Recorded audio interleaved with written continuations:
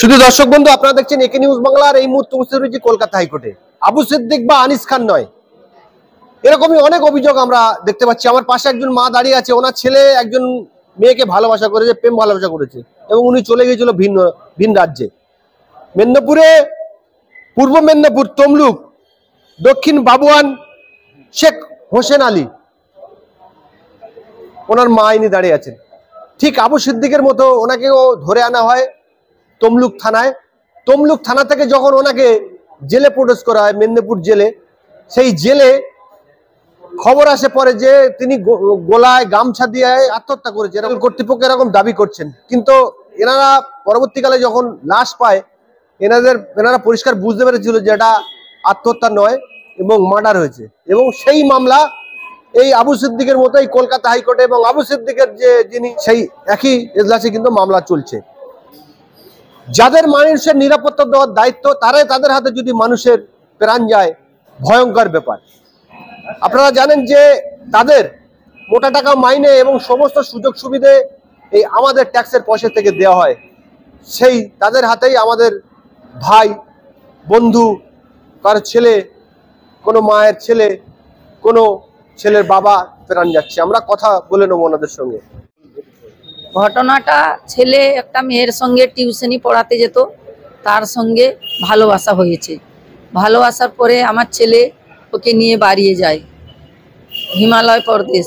সেখান থেকে গৌতম রায় ধরে আনবার পরে আমাকে গৌতম রায় থানার পুলিশ তমলুক থানার পুলিশ। তারপর আমাকে ফোন করে বলছে তুমি কাউকে বলবে না, তোমার ছেলেকে আমি ধরা পড়েছে। আমি কাউকে কিছু না বলে আমি বলছে 11টার সময় তুমি তমলুক থানাতে এসে বসো। তারপর আমি 11টার সময় বসে আছি, আমাকে না দেখিয়ে বলছে তোমার ছেলেকে হাজতে পাঠিয়ে দিচ্ছি, তোমার ছেলে অনেক বদমাস। বলবার পরে আমাকে দেখতে দেয়নি। তারপর আমি মঙ্গলবার গেলাম দেখতে, আমার ছেলে বলতিছে আমাকে অনেক টর্চার করতিছে, মারধর করতিছে, মা আমাকে তুমি বাঁচিয়ে লো। আমি বলছি বাবা আমি তোমাকে কি করে বাঁচাবো, আমার উকিল ধরে তোমাকে জামিন করাবো। তারপর ওকে বৃহস্পতিবার কথা নিয়ে চলে যায় মেদিনীপুর জেল। মেদিনীপুর জেলের থেকে আমাকে শুক্রবার দিন 11টা-10টার সময় বললে হোসেন আলী মারা যায়। আপনার ছেলের বয়স কত ছিল? 26 বছর। আমার ছেলে টিউশনি পড়াতে যেত, ওদের মা বাবা সবাই জানতো, আমাকে কেউ জানায়নি। আমার ছেলে ইংলিশের ভালো পড়াশোনা করতো গো, এরকম করে আমার ছেলেকে জীবন নিয়ে নিচ্ছে। আমাদের অনেক অসহায় হয়ে পড়ে আছি। কোর্টে মামলা করেছি। তো কাদের বিরুদ্ধে মামলা করেছেন? ওই তো জেলার, মেদিনীপুর জেলার আর তমলুক জেলার উপরে মামলা চলতিছে। আচ্ছা, আপনার যখন খবর পান যে আত্মহত্যা করেছেন, তার আগে পর্যন্ত ছেলের সঙ্গে কোনো যোগাযোগ আপনারা করতে পেরেছেন? ওই একবার যখন তমলুক জেলে ছিল তখন আমি যে মঙ্গলবার কথা বলে এসেছি। তারপর বলছে মা আমাকে অনেক টর্চার করতেছে, আমাকে তুমি বাঁচিয়ে নাও। আমি বলছি বাবা উকিল ধরে আপনাকে বাঁচাবো। এই কথা বলে আর আমার ছেলেকে আমি দেখতে যেতে পারিনি, বলে আসবেনি তুমি, 8 দিনে দেখানো হবে। এই কথা জেলার সমান বলে আমাকে পাঠিয়ে দেয় ঘর। আমি বলছি আমি না দেখবো তো আর ওর ভগ্নিপতি ওর আছে না, কাউকে দেখানো হবে নি 8 দিন সময়। 8 দিন পরে আসবে তখন দেখানো হবে। ওই বিষয়ে আমার ছেলেকে জীবন নিয়ে নিল। আচ্ছা, তারপরে লাশ কি পোস্টমর্টম হয়েছিল? হ্যাঁ, লাশ পোস্টমর্টম হয়েছিল। আমরা হাইকোর্টে মামলা করে তখন লাশটাকে এনেছি এখানে মামলা করে। ওদের যখন চেয়েছিল বলে তোমরা বডি নিয়ে যাও, আমি বলি না আমি বডি নিবনি। হাইকোর্টে মামলা করে হাইকোর্টের অর্ডার নিয়ে আমি বডি নিয়ে আসছি। তো হাইকোর্টের মামলা নিয়ে বডি নিয়ে ওকে কি মাটি দেওয়া হয়েছে? মাটি দেওয়া হয়েছে। আমি চাই ওদের যেরকম শায়েস্তা হয়, সিবিআই তদন্ত করো কে আমার ছেলেকে মেরেছে। চোখের কাছে এখানে রক্ত জমে গেছে, আমার ছেলের জিভ কেটে নিয়েছে, পুরো ওটা ওজুম একবারে বেলেটের মতো চিরা চিরা করেছে। ওরকম পোস্টমর্টম আমি কোনোদিন দেখিনি। আমার ছেলের উপরে কি জিন্দগিকে শেষ করে দিয়েছে, আপনাদের দেখলে কি বলবে। পুরো ছাতি ফাতি পুরো ফাড়া, এইখানে মারছে একবারে হা হা করতেছে, এখানে মারছে ডাংলিয়ে, একবারে পুরো দেহটা ওর কিছু নাই, শুধু পোস্টমর্টমের আগে আপনাদেরকে দেখায়নি ছেলেকে? না, আমাদেরকে জানায়নি, পোস্টমর্টম করেছে, যে কিছু আমাদেরকে না জানিয়ে নিজেরা পোস্টমর্টম করেছে, আমাদেরকে ঘর মালিককে কিছু বলেনি, নিজেরা পোস্টমর্টম করেছে। ছেলের কিছু দেহ নাই, পুরো পায়ের তলা পর্যন্ত কেটে দিয়েছে, থুরিয়ে থুরিয়ে মেরেছে আমার ছেলেকে, কিছু ওর বডিতে নাই, কিছু ওর বডিতে নাই, জিপও কেটে নিয়েছে, ওর তো ছবিও আছে আমার কাছে। আজকে হাইকোর্টে এসেছিলেন, কি আজকে কি হয়েছে? আজকে ওই হিয়ারিং ছিল, তারপর ওদের এই সরকারি পিটি ডেট নিয়েছে, ফের কবে? মঙ্গলবার। সামনে মঙ্গলবার। হ্যাঁ। আপনার বাড়ি কোথায় বললেন, একটু বলুন আপনি? চনসপুর দক্ষিণ বাগওয়ান, তমলুক থানা আমাদের। তো হাইকোর্টে কি এসেছেন বিচার, আপনি আশা করেন যে বিচার পাবেন এই জায়গা থেকে, সেই জন্য এসেছেন? হ্যাঁ, বিচার পাবো, ওদের যেরকম সাজা হয় আমি ওদের সাজা চাই, ওদের সাজা চাই, ওদের বিরুদ্ধে। কাদের বিরুদ্ধে মূলত আপনার অভিযোগ? ওই মেয়ের মা আর এই পুলিশ যে গৌতম রায়, তাদের দুজন হয়ে এই সব আমার ছেলের জীবন নিয়েছে, আমি তাদের সাজা চাই, তাদের আমি সাজা চাই। মেয়ের মাকে আপনি অভিযোগ করছেন কেন? মেয়ের তো বয়স 18 বছর হয়নি, কম বয়স বলছেন। হয়েছে তো, আমার ছেলেকে জেলে দিবে, জেলের মধ্যে কি মেরে দিবে আমার ছেলেকে? জেলে তো একটা সুরক্ষা, জেলে কেন মারা গেল আমার ছেলে, আমার ভালো ছেলে? তাহলে আপনি মনে করছেন যে মেয়ের মা পুলিশ অফিসারের সঙ্গে ষড়যন্ত্র করে আপনার ছেলেকে? হ্যাঁ, আমি ওনার বাড়িতে একদিন গিয়েছিলাম, রড নিয়ে এসেছিল মেয়ের মা। আমি বলছি কি ব্যাপারে, টিউশনি পড়াতে আসে, ওদের বাড়িতে গেছিলাম, ওদের বলে না তোমাকে আসতে হবে নি, তোমার ছেলেকে তুমি নিয়ে চলে যাও। আমি ও বিষয়ে কিছু জানি না, আমার ছেলেকে নিয়ে পালিয়েছি। তারপরে এই মেয়েটাকে ওদের বুঝিয়ে আমার ছেলেকে এইরকম করে আমার ছেলের জীবন হত্যা, খুন করেছে। এই গৌতম রায় পুলিশের হাত করিয়ে খুন করেছে আমার ছেলেকে, খুন করেছে। আপনি কে? আমি শালা, আমার শালা হয়, আমি তার বোন হয়।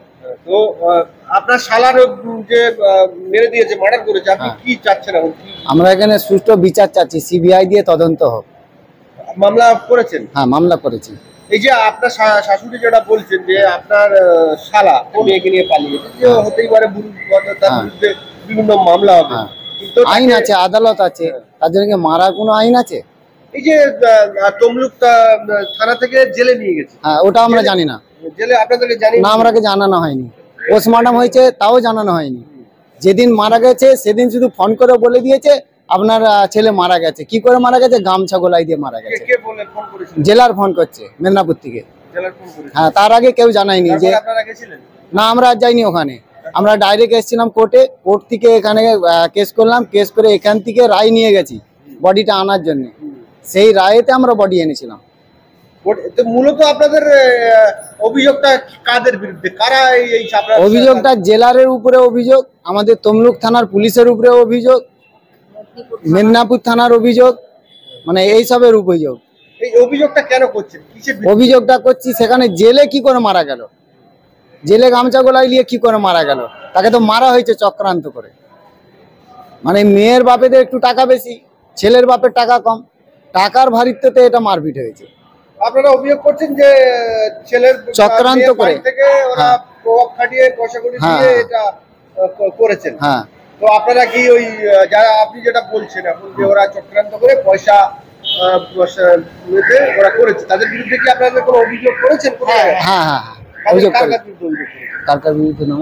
তার और चास्तो भाई और आरबी इंटर्न और खालू মইদুল খান, আর হ্যাঁ মইদুল খান আর ফিরোজ তার চাস্তো ভাই, সবাই আমার ছেলেকে বলেছিল আমার ঘরে। আর একটা চাচা আলম বলে, সে বলছিল 2 পা ধরে চিরে দিব। সত্যিকার চিরে দিয়েছে স্যার, সত্যিকার চিরে দিয়েছে। বলতেছিল ও ছেলেকে, আমি থানায় বসে আছি, বলতেছে ও ছেলেকে দুনিয়াতে রাখবো নি। সত্যি মত্যি আমার ছেলেকে দুনিয়া থেকে উড়িয়ে দিয়েছে। আর মেয়ের মা মিনা, সেও বলছে ও ছেলের একবারে মুখ দেখবো নি, আমার মেয়ের সঙ্গে কেন ভালোবাসা করেছে, ওকে জীবন থেকে শেষ করে দিব। ওই তো শেষ করে দিল। ওর আরবিএনটার ওর খালু যে সাহেল খান, মইদুল খান, সেই আমার ছেলেকে, ও আরবির পুলিশ ছিল, সে তার হাত ছিল বলে এই সব কাণ্ড করে আমার ছেলেকে জীবন হত্যা করে দিয়ে করেছে, খুন করেছে, আমার ছেলেকে খুন করেছে। ওই মহিদুল ইসলাম খুন করেছে। সে আরবি ছিল, সে আরবির রিটার্ন ছিল, তার হাত ছিল পুলিশ প্রশাসন, এই জন্য আমার ছেলেকে খুন করা হয়। আচ্ছা, আপনার ছেলেকে যে আপনি যাদের নাম বললেন, এতক্ষণ ধরে যাদের নাম বললেন যে এদের পরখ খাটিয়ে আমার ছেলেকে খুন করেছে, তাদের সবার বিরুদ্ধে মামলা করেছেন আপনারা? হ্যাঁ, কতজনের বিরুদ্ধে মামলা? 4 জনের নাম। 4 জনের নামে মামলা করেছেন। এবং আপনার যে ছেলে মারা গেছে, তার মাটি ফাটি দেওয়া হয়েছে, আপনার মুসলিম সম্প্রদায়ের মানুষ, ওখানকার যিনি বিধায়ক সোমেন মহাপাত্র, তার কাছে আপনারা জানিয়েছিলেন? তারা না না না স্যার। আচ্ছা, এখন তো আপনার ওখানকার এমপি যিনি নবনির্বাচিত 24 রোডে অভিজিৎ গাঙ্গুলিকে জানিয়েছেন? না, আমি কাউকে চিনি না বাবু, আমি তো ঘরেই থাকি, মেয়ে মানুষ, আমি কোথায় যাইনি, মূর্খ মানুষ, এই জন্যে আমার ছেলেকে এরকম করেছি। জানে মেয়েটা কিছু জানে না, ঘরে ওই ছেলেটাকে অনেক আমি কষ্ট সৃষ্ট করে ইংলিশে পড়াইছি বাবু, ঘরে আমি মূর্খ মানুষ বলে অনেক দুঃখ করে ছেলেটাকে আমি শিক্ষা করেছিলাম। আমার ছেলে 3 জন আর মেয়ে 5 জন বাবা। এখন এই জন্য ছেলেটাকে ওকেই পড়ানো হয়েছিল বেশি, ইংলিশের মানে টিচার হবে বলে অনেক জায়গায়, আমার পয়সা অত নেই বলে বাবু এপাশে ওপাশে কম্পিউটারও শিখতে যেত। আমরা বলছি আমি কিছু করে তোমাকে করাবো, ওই জন্য বাচ্চাটা টিউশনি পড়াতে যেত।